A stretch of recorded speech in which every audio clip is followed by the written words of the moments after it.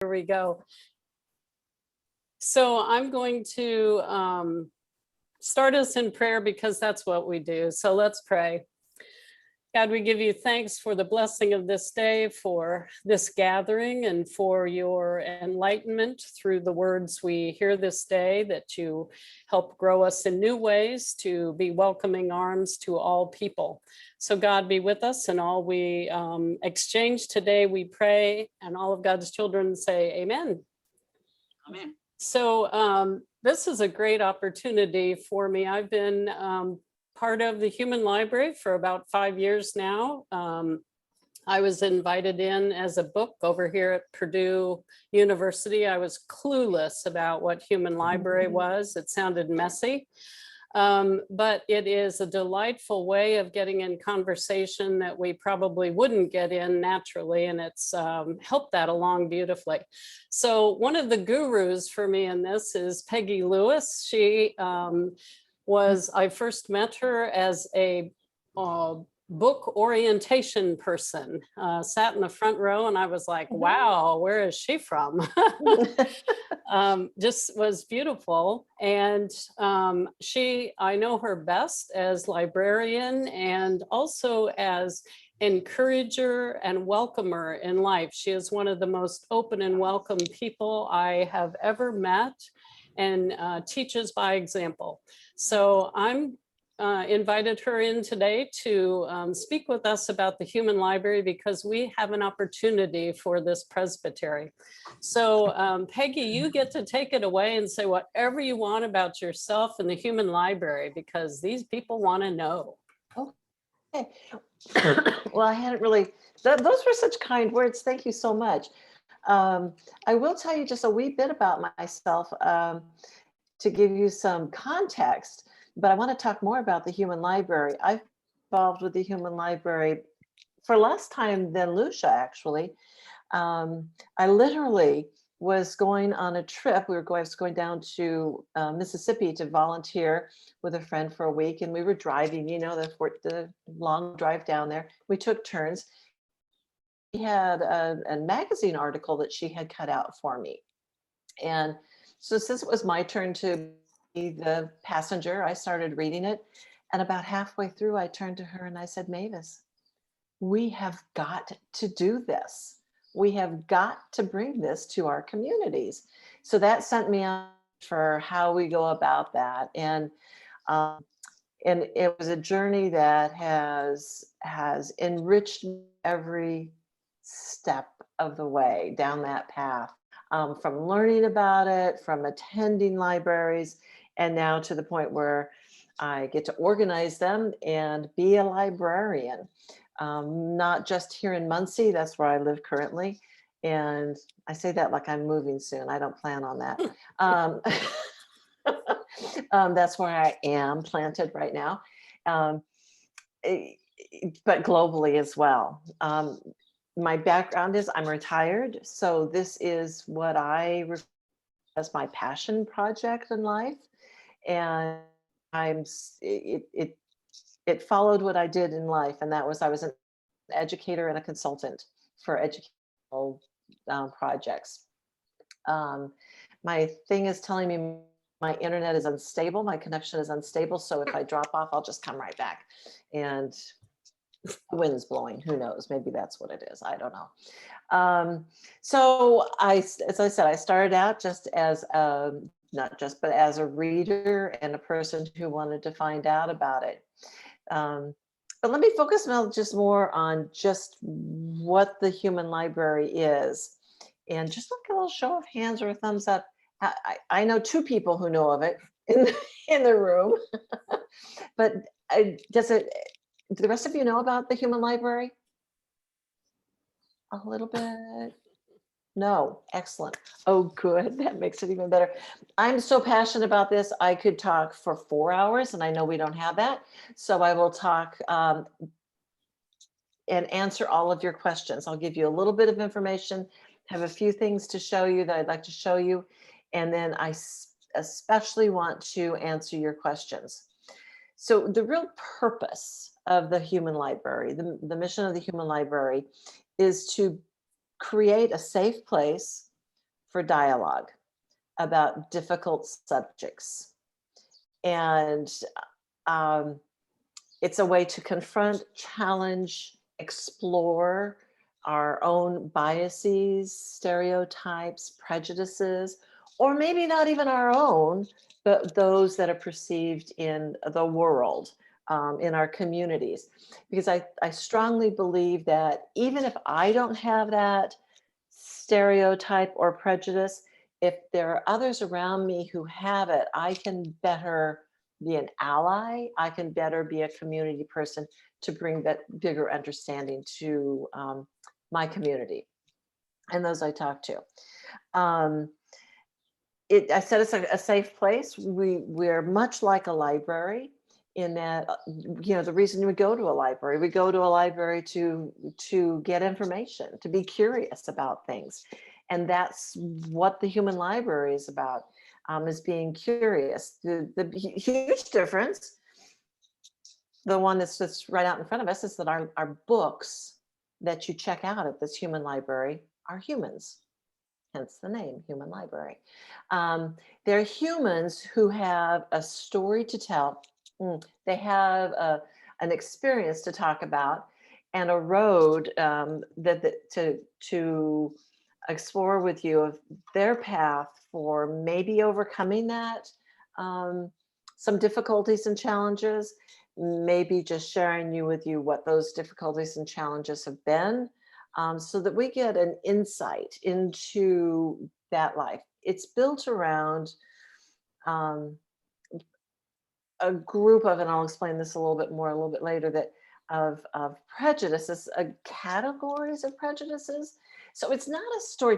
Most of us know about things like the on NPR, the storytelling thing. I can't think of the name of it right now, but I see some head shaking. A storytelling where people are telling their stories. It isn't that. It's different in that on the storytelling project, for one, the story project, the facing project, that's what I'm thinking about, is one of them. Those are people just telling the story. In this library, it's a dialogue, it's a communication.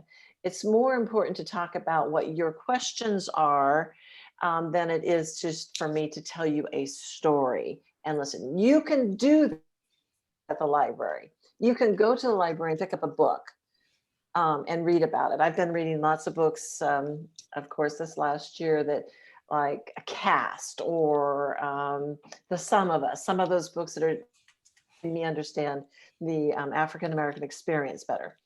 I can go to the library and read that book, but I can't ask the questions there. And that's the difference with the human library. I'm reading along or I'm listening along, and then I get to ask the question. At a human library experience, an event, as I'm sitting, every reading with a book and readers is going to be different because you don't know where those readers are starting from. Let me give you an example. If I'm sitting in a room and reading a transgender book, maybe I have never even thought about that before. I know no one who's transgender. I'm starting with a blank slate. I have a different set of questions than somebody who is coming into that reading who has a cousin who's transgender. They're going to have a different set of questions to ask me. Our books relate to that, and they answer your questions. Okay. So now I'm starting to ramble, and I want to pull myself back because I have a tendency to do that with this passion of mine.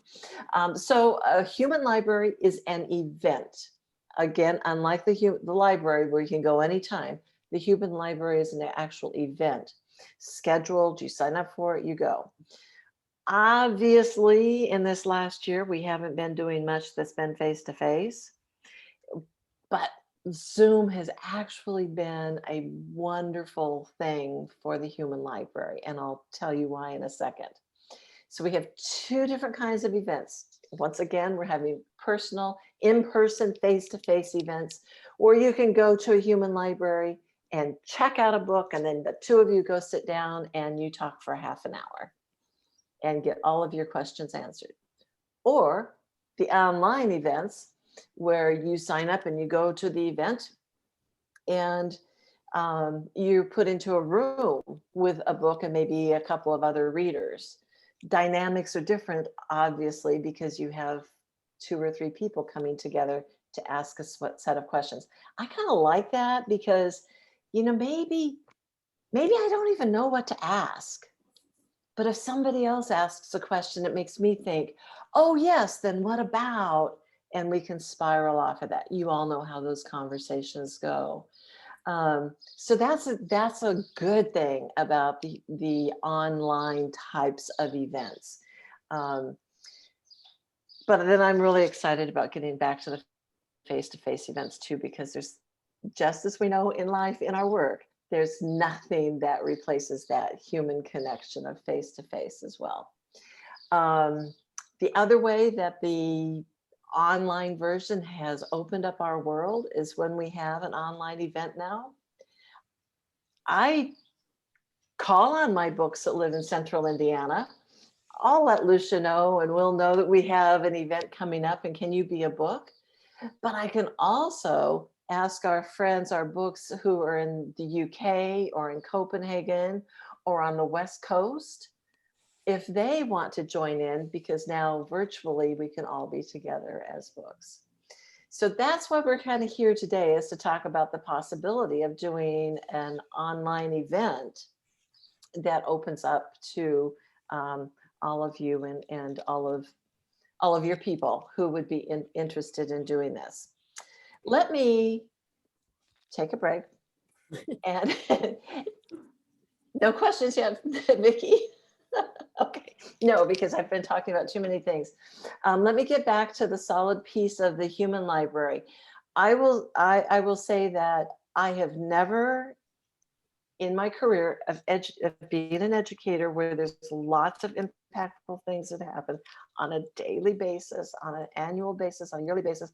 As an educator, as a consultant in education, I have never done anything as impactful in my life as the human library. It has been more rewarding to me than anything else. And I'd like to share with you a little bit about why that happens. So let me stop and ask, is there any burning question to start with before I jump into a little screen share? And you allow people to interrupt you anytime and flail about and ask you questions. So please feel free to do that. Peggy's Absolutely. great at that. Like, ooh. Yeah. Sandy, did you look like you had a question? No? No, okay, because I know you're all muted. So please come off mute and ask a question. Okay, let me do a little bit of screen share. I'm going to preface it by saying this is an organization that has now been around for 21 years now. It started in Copenhagen, Denmark, and kind of like on a challenge of, what can you do for our community? And it has grown from there. I often say that it came to the States in these later stages. It's been here for a good 10 years, but growing. It's exploding now, again, because of the internet and what we've had this last year, I think.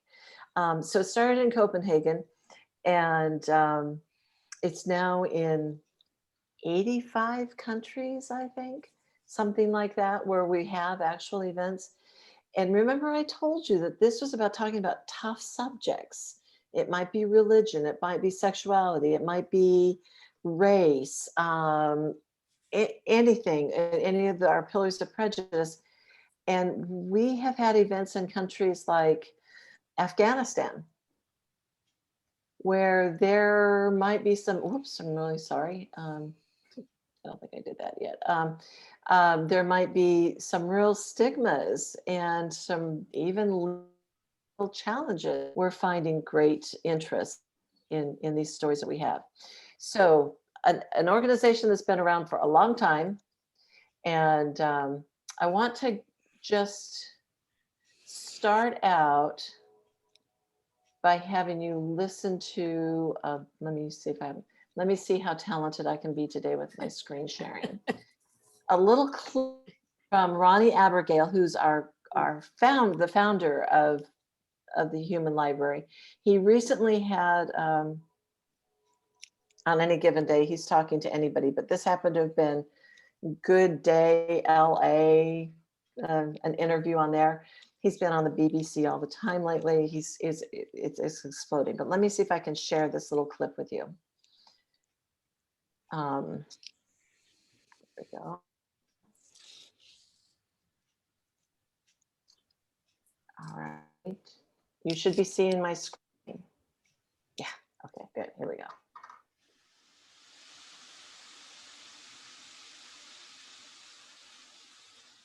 Sound.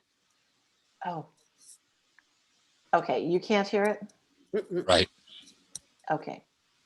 Oh, maybe because I have my earphones on.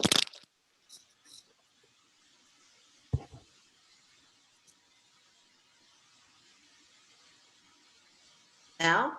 Not yet. No? No. Okay, let me see how I do that. Let me see. Oh, there we go. Now let's, Try that. okay. I'm gonna be honest with you. The two Yay. words on the got me were unjudge someone. That's the ethos, the operating principle behind an organization called Human Library. It fosters open communication about really difficult topics, challenging topics. And it does it in quite a revolutionary way. Instead of me trying to explain it, we're going to go straight to the source. We're going to take you all the way to Copenhagen, Denmark, to talk to the founder, Ronnie Abergel, who joins me now. Ronnie, can you hear me? I can hear you loud and clear, Michaela. Thank you. It's like I'm talking to somebody in the town over. This is amazing. So tell the people here in Los Angeles, what is Human Library? How do you give the elevator pitch for what it does? Well, we all know the library. We're different in the sense that we give out people to be an open book for you. And they have a personal experience that they're willing to share and answer all your questions. Many of our books, as we call them, have had a tremendous journey through life. Some have disabilities, some have a mental health history, some have a different religious background or ethnic background than the majority. Others have difficult occupations or social backgrounds that have stigma, taboo, or prejudices attached to them. So they're coming out to help create an understanding for the group in the community that they represent. So you could follow an African American, a Jewish person, a police officer, a Trump supporter, an NRA member, someone with bipolar disorder, a refugee. It's all up to you what kind of biases and stereotypes you'd like to challenge. So you come up to our desk. You're looking to bust stigma, to challenge stereotypes. You're looking for people who are interested in engaging in some of those tough conversations. Absolutely. I mean, we're looking to create a safe space where you can explore diversity, maybe dismantle fear, maybe meet somebody that that you see all the time in your community, but you didn't have the social occasion to engage. Sometimes when we're out shopping, we'll see people that we're really curious about, but we won't have the social courage to go and approach them and ask them. Yes. And a lot of these people, they see our eyes resting upon them. They feel our quick judgment. They want us sometimes to give them a chance to explain who they are. So now can you hear me this time? Yeah. Not real good with that sound stuff. I've only done like that stuff before. That's just a little bit. And I think he said some of the same things that I've said, but probably much more eloquently. But he mentioned something there right away about fear. You just heard him say fear. And I happen to believe that fear is the basis of all of our biases and prejudices, because fear is that unknown, it has that same component of unknown. And I think that we all have intrinsic biases, whether or not we are willing to say so out loud. I find that as a librarian, go into rooms and listen to our books, I think, I don't think I knew I had that bias. But yeah, I think I do. And now I'm starting to understand, because it's intrinsic, it's inside of us.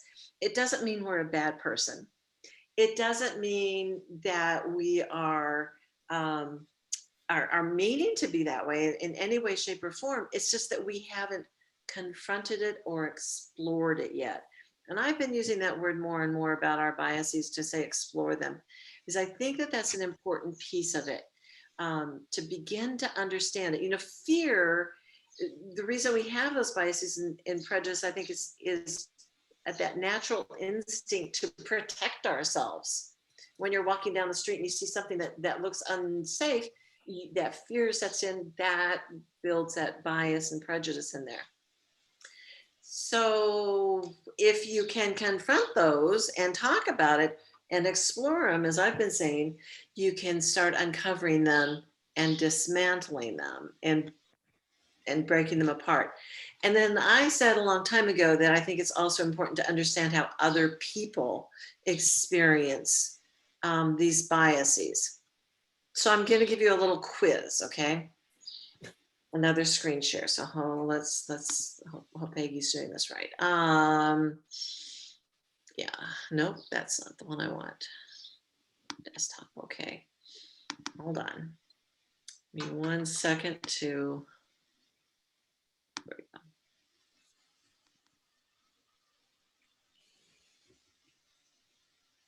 go. Okay, I'm going to show you some images.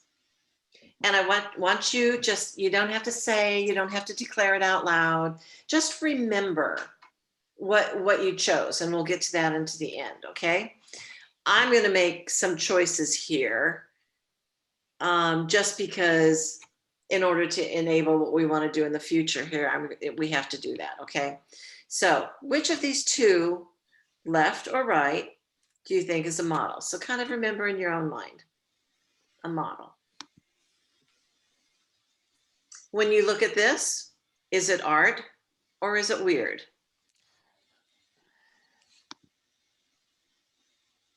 Of these two people, who is anorexic?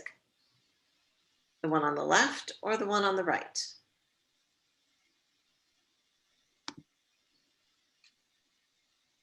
Who's transgender, left or right? Is this niqab wearer, is she forced to wear it or does she choose to wear it? I'm asking you to make really fast, snap judgments, because that's what we do with prejudice, and it's what we do with our biases. Which of these two people is Jewish?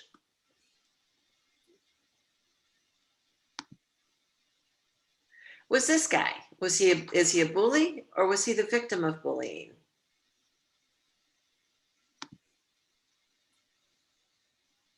And this guy with his tattoos and all, oh, I shouldn't bias anybody. Is he an addict or not an addict? Because he was a child of addicts. Is this fellow autism or does he just have a high IQ? Which of these two is an ex-convict?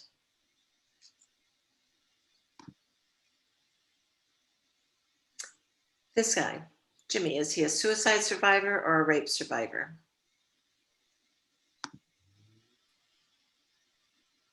Okay, this man is homosexual. Is he promiscuous or is he monogamous? Which of these two people is HIV positive?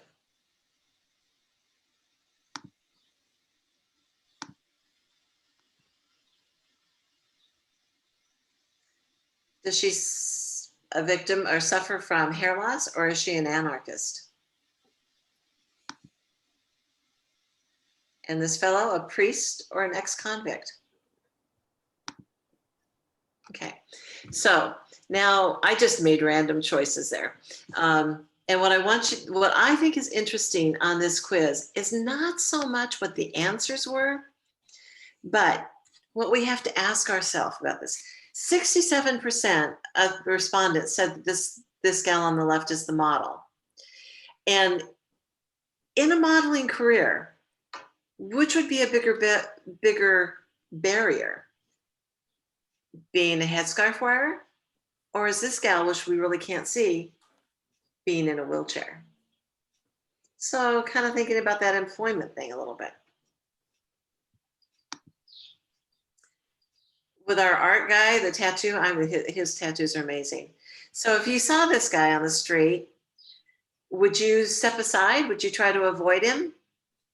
Or would you be staring at him because his art was beautiful?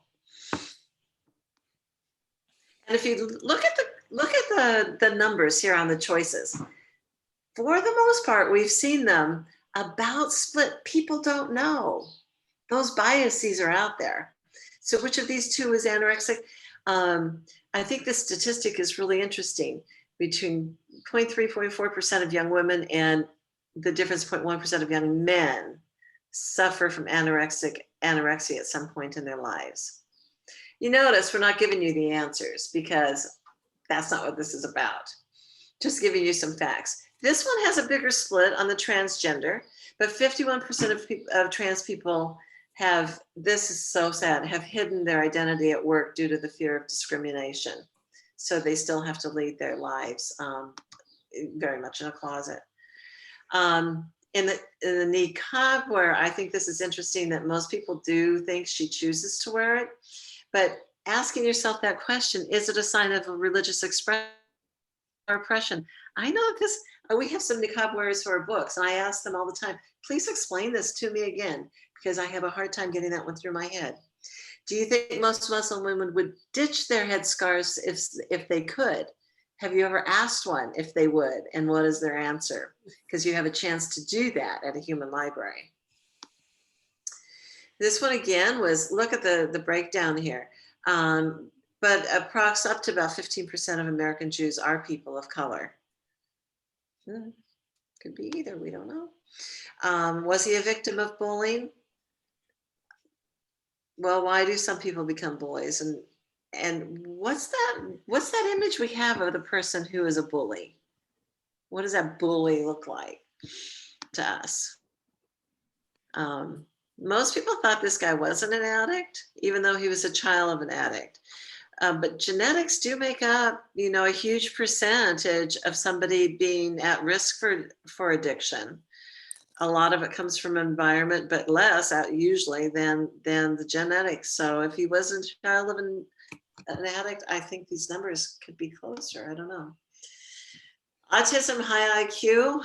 I like this question. Is autism visible? Is intellect visible? These are those hidden things. Until you have a chance to talk to somebody you don't know, and you can start uncovering that and exploring it. Which of those two guys is an ex-convict?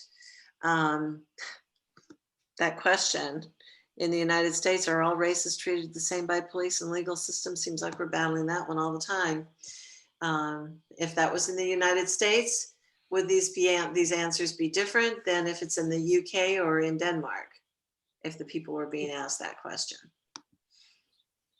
And the difference between suicide survivor and a rape survivor, look how close they are. Well, I don't know. That's what people are saying. I can't tell.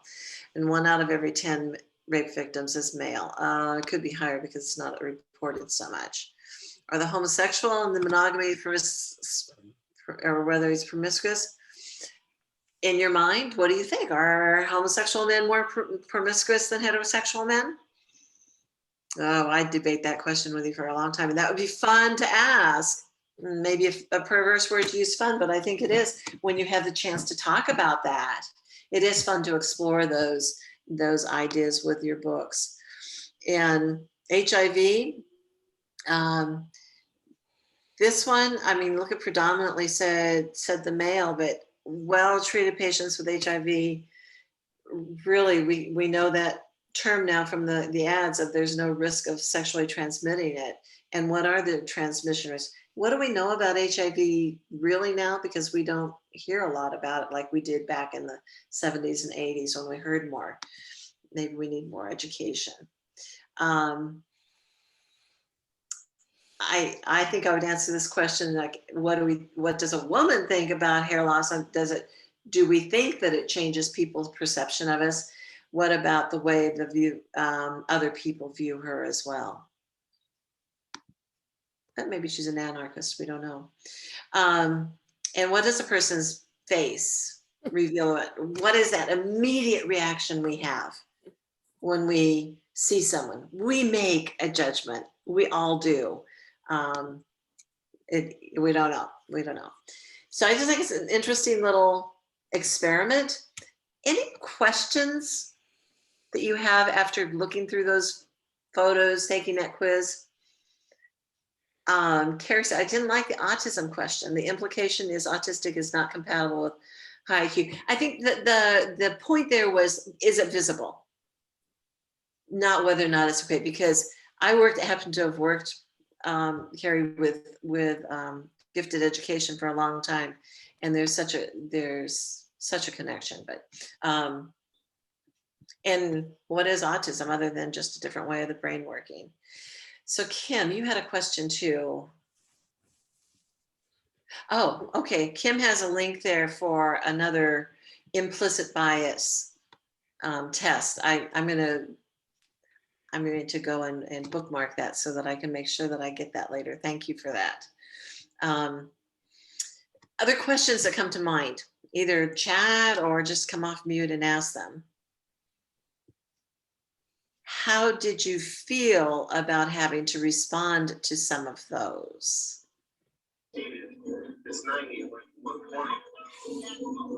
Yes. I found the same results on most of those. I was not capable of making a decision because there wasn't enough information. For instance, I mean, if you had some type of bias or prejudice against, say, a perceived individual of a different religion, maybe of Islam, you would have made a decision. But just to make a decision on, and not only that, a specific one, does she want to wear it or does she have to wear it? I'm not capable of making that determination because there's just not enough information. If I didn't talk to her, then I'm not capable of knowing. That's exactly right. I mean, the whole idea there, though, is that we do make those when we're out on the street, when we're out in public, we do make some really quick snap judgments about people, but it's through things like the human library where I can sit down and I can get that context, and I can ask Saima, who wears whether or not she wants to continue wearing that, or does she do it because somebody is telling her she has to, and I can start understanding it. But I think you're exactly right. Without context, we don't know, but we do make those really fast judgments. Yeah, can I share something real quick, Peggy? So I'm a book often in the library, and I just have the simple title minister, not that any of you could relate. And so I will just ask the shoot question out of the chute is, tell me why a person would have difficulty making conversation with me. Number one answer is, you will judge me. Second answer is, you will try and sell me. Does that not speak to the church about if we say we are anything, if we're a minister, if we're a Christian, it speaks, and people judge us without what do they look like? So it's that simple, and it helps a lot to get in there and ask those questions because people judge. We sure do. Yeah. I'm done now. It's inherent. You Yeah. know, I think you're right. People do have those preconceived notions. However, and Christianity is one of those areas that many people have those notions about us. But for the most part, they're erroneous. But let's just admit that, there's many times when, if I'm walking down the street, like you said, and you look at the individual with all the face art, am I going to take a second look? Probably. But in many cases, whether somebody has Down syndrome or whatever, Those choices are not evident, and they cannot. There's no way of receiving any type of notion that would bring truth to the conversation without conversation. There's the need right there for this safe place to have those conversations. I think you're spot on that. And we tend not, I mean, we don't have that opportunity to do that. So this is just creating the opportunity to do that. Kelly, you had a question. I was going to make the comment that I think, I know we all are going to make our judgments on the street, and we're going to have a little more information going down the street. If you see the guy with tattoos, what's the context? What's he doing? How's he walking? Who's he with? You know, things like that, that we're going to use to make that judgment. But I think also if I'm honest, and I think if most of us are honest, when we're sitting in front of a test like this, we might answer a little different, because we don't want to fall into what's the criminal look like, who's the model. So I find myself finding a reason why it wouldn't be the one that you know, that most people would go with or whatever, you know, like the first one with the model. I'm like, well, she's pretty. I'm going with her. There's no reason why she shouldn't be a model. And so I think sometimes when we take these tests, we're so afraid of answering wrong and falling into the stereotype that will go the complete opposite way. And when we do that, we have made the same stereotype. If we're honest. That's an excellent point. And that's exactly why I love that in this quiz, you don't get to find out who's what, and we find out information about them, because you're so right. And I did that too, looking at those. I go, well, which of those two guys is Jewish? Is it the black guy, or is that the guy that looks Jewish to me? I don't really know, but I use those same criteria as you did. I was thinking, like, this has got to be tricking us somehow. But that just shows that I have those thoughts here in my head already. They're there. They exist. Yeah. You have to tell me your name, since I keep talking to you. Bob. Okay. Ron, R-O-N. Ron. Thanks, Ron. I had a wonderful experience in my career that conceivably, I think I have worked with every nationality, religion that there is placed here on earth. But I have broke bread with them throughout 40 years. Not many people can say that they've had that opportunity. What I have found is they have the same likes, for the most part, the same problems, you know, as we raised our children, the same headaches, if you will.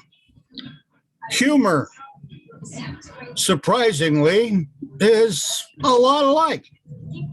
You know, people are people. So being truthful after sitting down with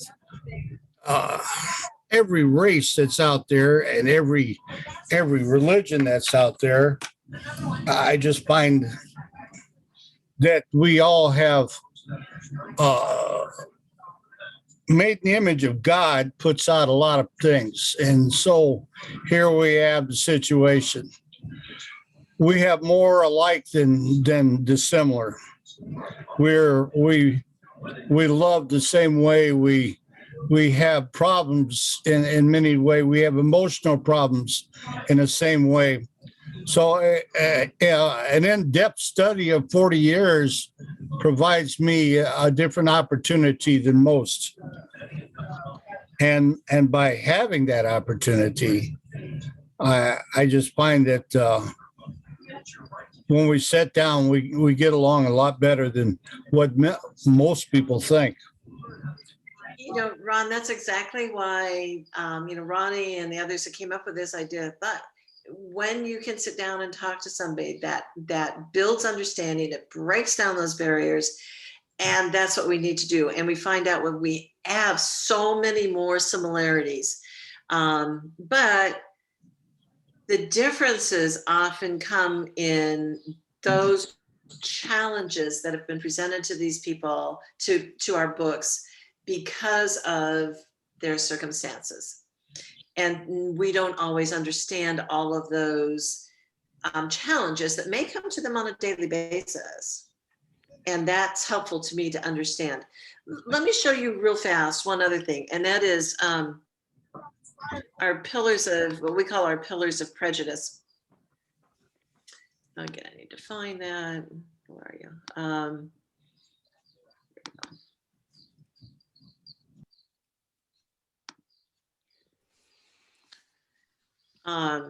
When I talk about the challenges, the stereotypes, biases, those things we have, we base any of our events on what we call pillars of prejudice.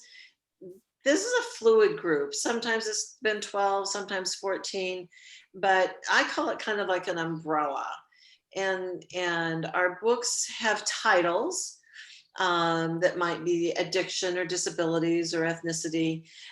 We tend not to talk about our books as just let me think of, I'm not thinking of a good one off the top of my head. Okay, an occupation, a police officer. If a police officer is a police officer, we wouldn't say it's a gay police officer, because that's pigeonholing somebody. That's pinpointing it. As a police officer, yeah, you might be gay, and that's okay, but let's just talk about the bigger picture there of police officer.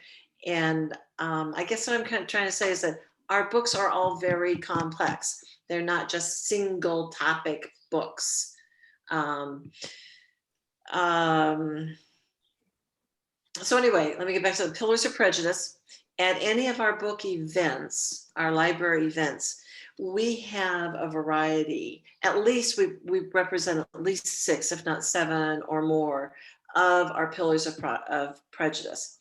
And the reason we do this is we don't want to just focus on, let's say, race, and to make that under the microscope, let's say, and to actually highlight it more than saying that it's not just race, it's our books are humans. Let's go bigger, if that makes any sense. So when we do an event, we just try to make sure that we're representing lots of different groups of people, and our books are representative of any of these.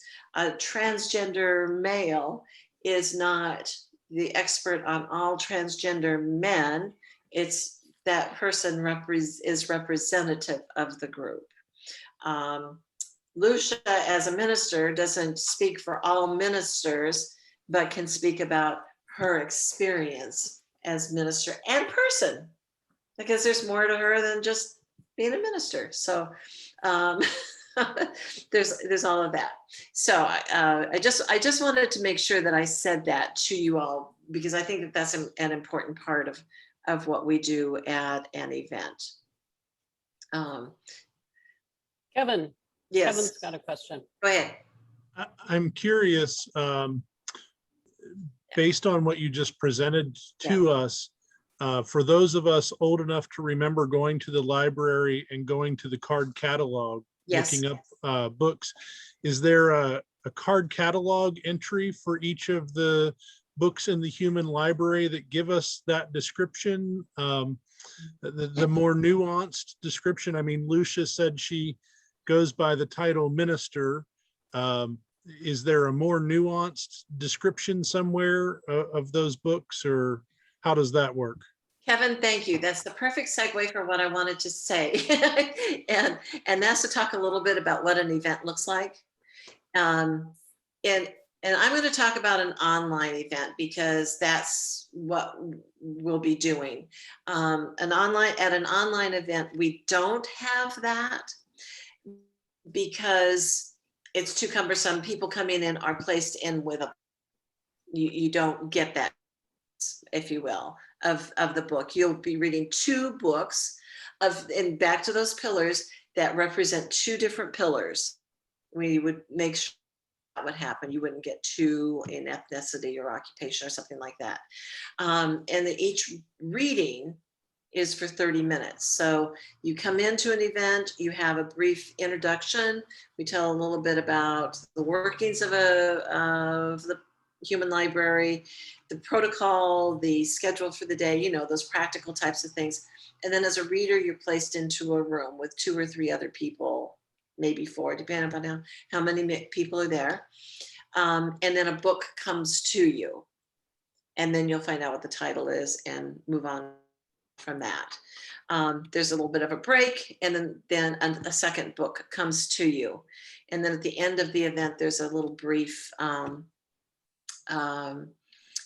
just a summary of who was there and a chance to give your feedback. So that's kind of the overall view of what happens at an online event.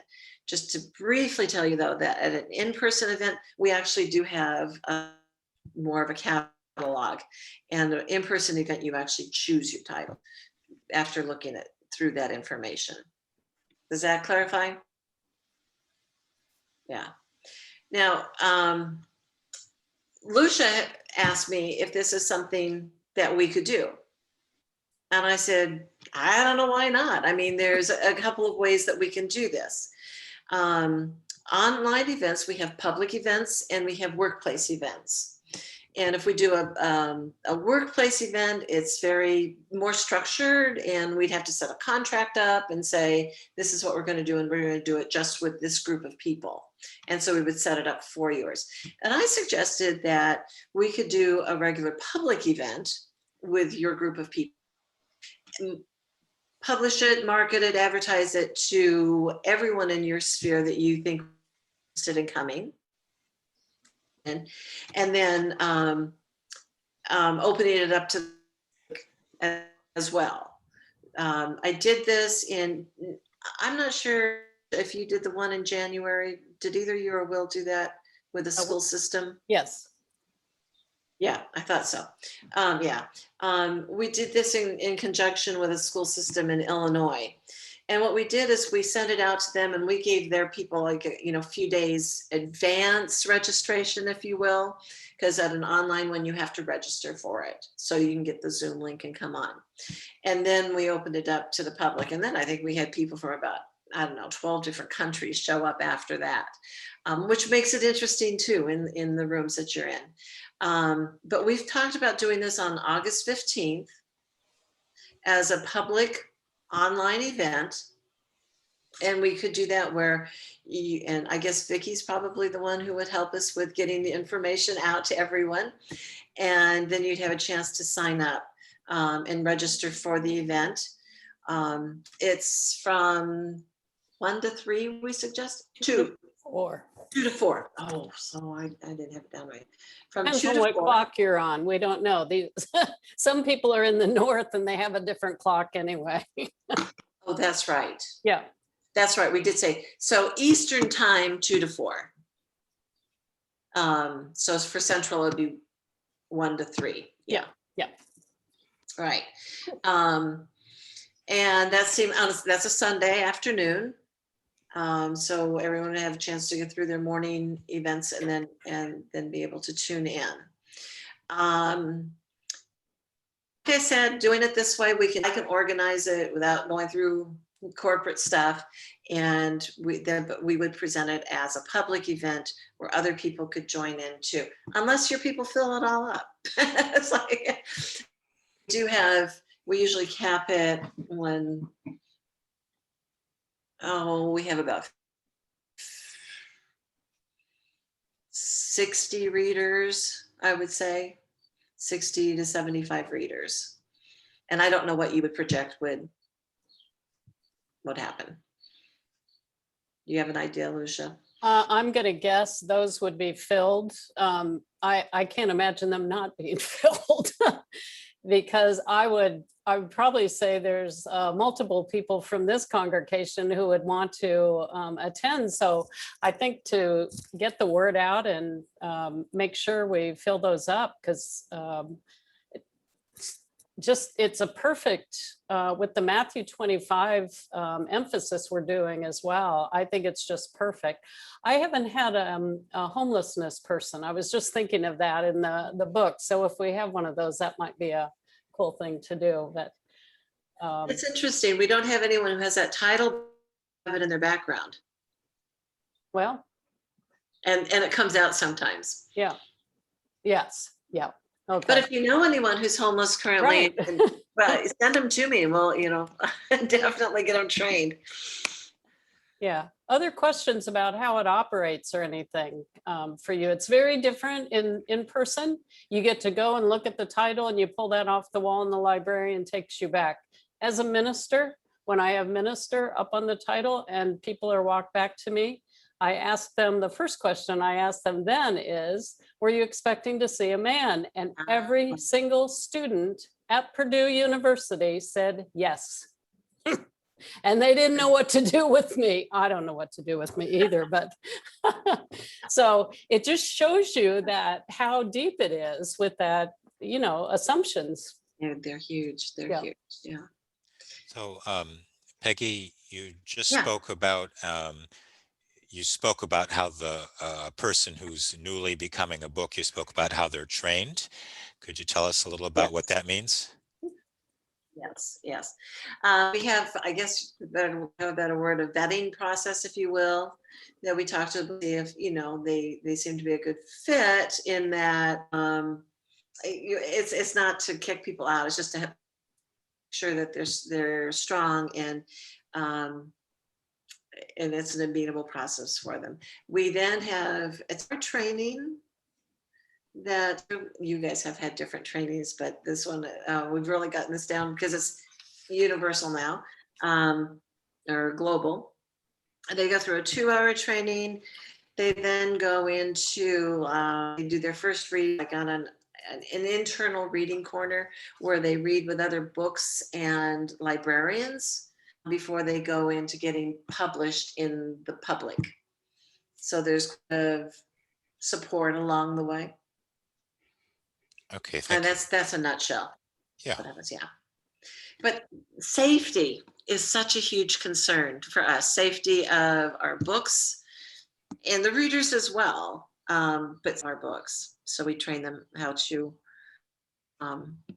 be a good book and strategies to use. Yeah. Go ahead, Kelly. Kelly?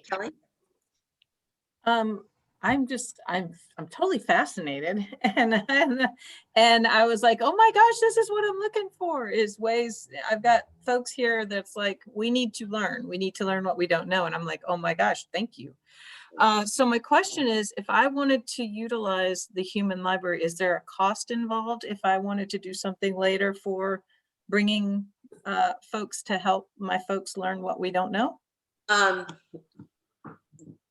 Yes and no. I mean, like these public events like I'm talking about, there's no cost, and everybody in here is volunteer. Okay. Obviously the corporation is, I mean, it's an entity, an organization, and it has infrastructure. If we do what we call a workplace thing where it's specific to one group, then there is a cost. Yeah. That's when they start. Okay. That's why I suggested we do the public. And you know what, Lucia? If we do one and it's really successful, we could do another. That's correct. That's correct.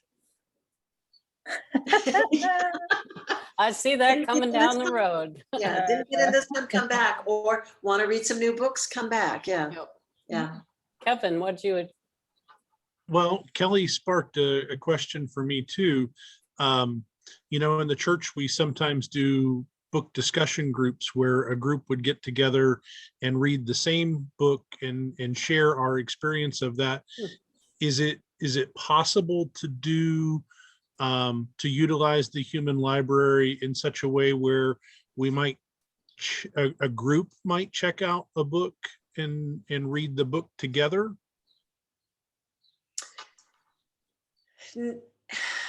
Not in my experience so far, because remember I said that we always try to do a variety of roles.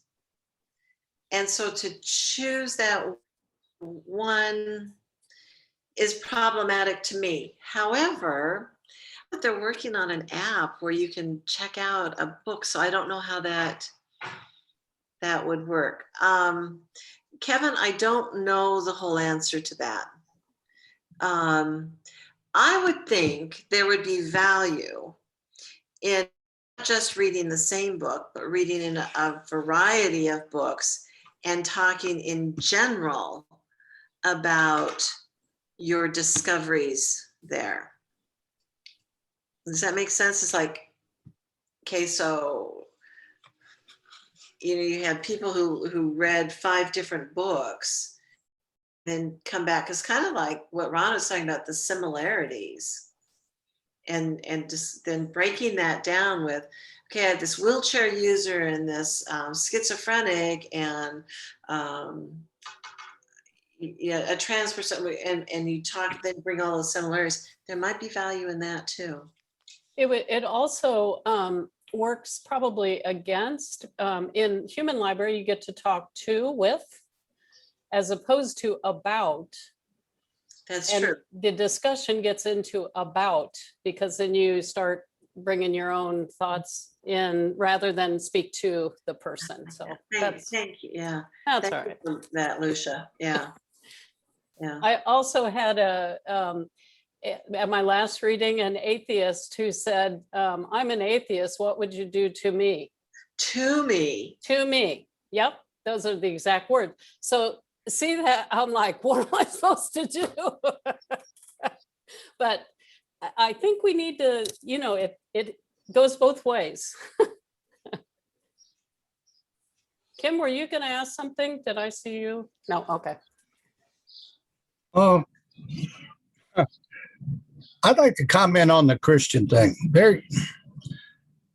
We know that, and here I am making an assumption, that God is going to make that determination, and he's the one going to touch your heart. I can flap my gums here all day long, and my words could be hitting a concrete wall. But so many times in the past, Christianity has been meted out with a club. And it has throughout history. I'm going to find out whether you're a Christian by putting you on a rack. And sooner or later, you're going to be a Christian, correct? Or at least by word. Yeah. There was the Inquisition once upon a time. Right. But what fascinated me was what you said about the Purdue people. Were those younger people? That fascinates me, because old guys. You. Fascinates me. Well, you're in a position to know what I'm talking about. When we were younger, 100 years ago, there were no women pastors. There was none, zero. Yeah. And it didn't matter what denomination, as long as it was some type of main, there wasn't a woman that approached that area of the church or the altar or whatever, period. So I can understand maybe somebody stuck in the 50s or 40s or whatever having that attitude. But what surprises me is that the younger people have that same attitude, and they weren't privy to that time period. Whereas we all are used to seeing a woman in that position now. We're used to seeing women on staff, whether it be an associate pastor, head of staff, in the office, and whatever, leading the congregation to where it needs to be. And it just, but so many times, and what I'm taking that, I'm going down this rabbit hole. People have a misconception of Christianity and what kind of damage are we going to try to do to somebody's psyche or whatever. And the same prejudice come against that imam or teacher of Hindu or of any other faith. There are many, many people who have those same prejudices or biases, and they look at each one of them in a very similar way, that they're looking to do damage to them. They have that misconception. You know, Ron, you continue to give us good reasons why we need the human library.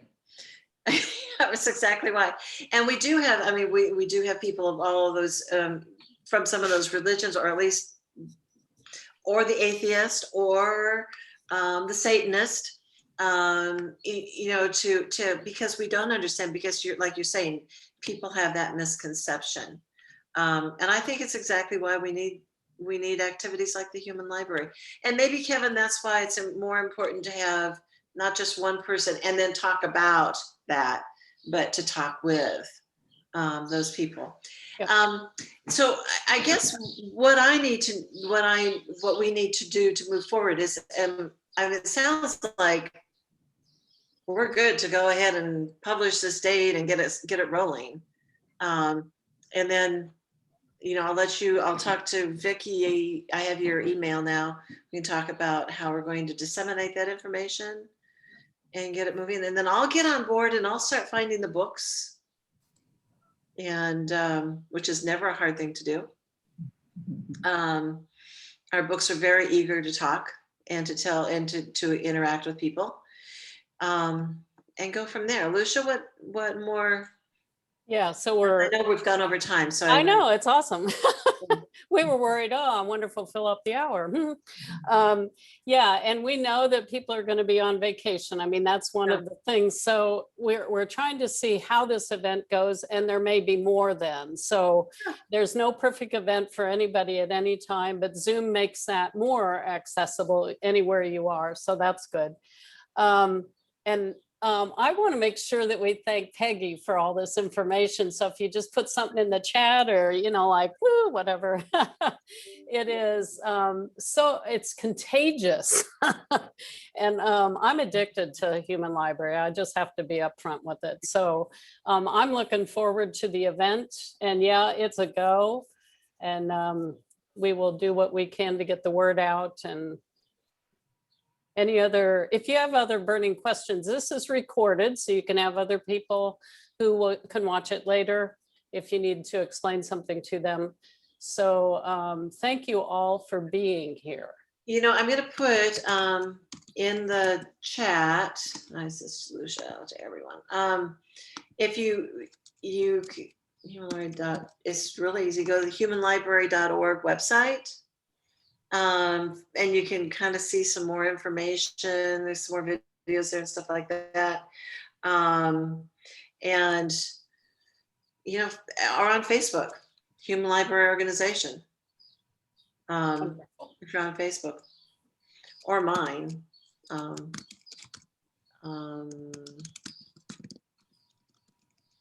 You're typing it in right now, right? Yeah. Thank you so much for today and for what you are brought to us. It's exciting to look forward to. And I loved Quincy's comment about it might be a Presbyterian minister with tattoos. I don't know how he'd know. Who knows? So thank you, everybody. And I think you're free to go about your day. And thank you, Peggy, again and again and again. Okay. And to Kelly, I'll have to go chirp, chirp. Just that means. Thank you so much. Thank you all.